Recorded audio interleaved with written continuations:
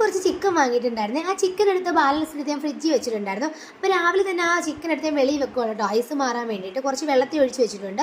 പിന്നെ ആണെങ്കിൽ കുറച്ച് ദോശമാവ് ഇരിപ്പുണ്ടായിരുന്നു കേട്ടോ, ദോശമാവ് ഏട്ടനുള്ള ദോശമാവുണ്ട്, അതും എടുത്തങ്ങ് വെളിയിൽ വെച്ചു കേട്ടോ. അപ്പോൾ ഇന്ന് ദോശയും ചിക്കനും ഉണ്ടാക്കാമെന്ന് വിചാരിക്കും രാവിലെ തന്നെ. അപ്പോൾ ചിക്കൻ കറി രാവിലെ തന്നെ വെക്കുകയാണെന്നുണ്ടെങ്കിൽ ഉച്ചക്കലത്തേക്ക് വീണ്ടും കഷ്ടപ്പെടേണ്ട കാര്യമില്ലല്ലോ, രാവിലെ ഒറ്റ കറി ഉണ്ടെങ്കിൽ നിൽക്കാം.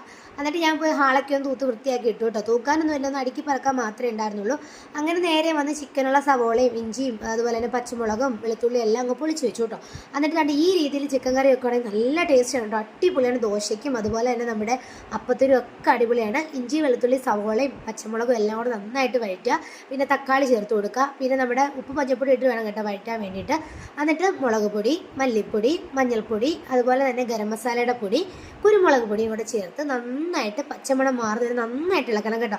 അപ്പോൾ ഈ സമയം കൊണ്ട് നമുക്ക് കുക്കറിനകത്തോട്ട് ചിക്കൻ ഉണ്ടല്ലോ, ചിക്കനകത്ത് കുറച്ച് മാത്രം മസാല പുരട്ടി കുറച്ച് മസാലയും മുളക് പൊടിയും ഉപ്പും മഞ്ഞൾപ്പൊടിയും കൂടി ഇട്ട് ഒന്ന് വേവിക്കണേ. വേവിച്ചിട്ട് ആ ചിക്കൻ കൂടെ ചേർത്ത് കുറച്ചധികം കറിവേപ്പിലയും കൂടെ ചേർത്തിട്ട് വെള്ളം ചേർക്കേ വേണ്ട കേട്ടോ, ഇങ്ങനെ കുറുക്കിയെടുക്കണം കേട്ടോ. നല്ല ടേസ്റ്റാണ്, അടിപൊളി ടേസ്റ്റാണ്.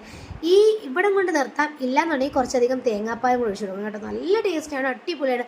എല്ലാത്തിൻ്റെയും കൂടെ കഴിക്കാൻ അടിപൊളിയാണ്. അപ്പത്തിൻ്റെ കൂടെ അതുപോലെ തന്നെ ദോശയുടെ കൂടെ ഇഡ്ഡലിയുടെ കൂടെ പുട്ടിൻ്റെ കൂടെ ചോറിൻ്റെ കൂടെ ഒക്കെ കഴിക്കാൻ അടിപൊളിയാണ്. ചപ്പാത്തിയുടെ കൂടെ കഴിക്കാനും നല്ല ടേസ്റ്റാണ്. ഒന്ന് ട്രൈ ചെയ്ത് നോക്കണേ.